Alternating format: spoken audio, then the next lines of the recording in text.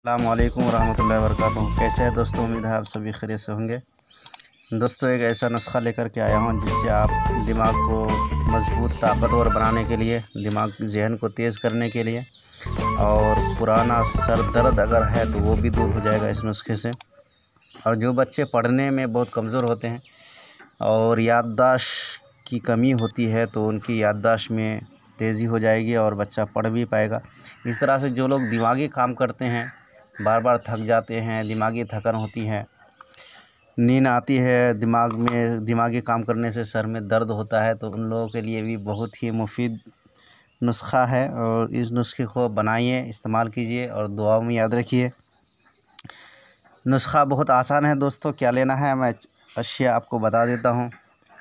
सबसे पहले आपको लेना है लौंग, या आम सी चीज़ है, 3 ग्राम लेना है। फिर सूंड लेना है, यानी कि सूखा हुआ अदरक 3 ग्राम।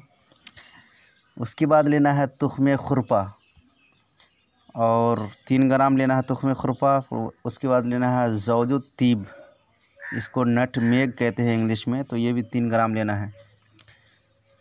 और उसके बाद लेना है आपको मूसली संभल, ये 3 ग्राम लेना है। कलौंजी लेना है 1 ग्राम। तो जो चीज़ें आम सी है उसकी तो नहीं, लेकिन तुख्मे खुरपा, ज़ौजु तीब और मूसली संभल की पिक जो है मैं दे दूंगा वीडियो में, कोशिश करूंगा। तो बनाने का तरीका है कि सफ़ूफ बनाकर 3 गुना शहद मिलाकर जब क़वाम बनने के करीब हो तो 1 लेमन निचोड़ देना है, उसमें माजून बना लेना है। उसके बाद इस्तेमाल करने का तरीक़ा दोस्तों, मकदार खुराक ये है कि 3 माशा यानी कि 3 ग्राम से 5 ग्राम सुबह और सोते वक्त अर्के गाँव ज़बान के साथ लेंगे। दिमाग कंप्यूटर की तरह तेज़ हो जाएगा, बुलेट की तरह तेज़ हो जाएगा बिल्कुल दिमाग।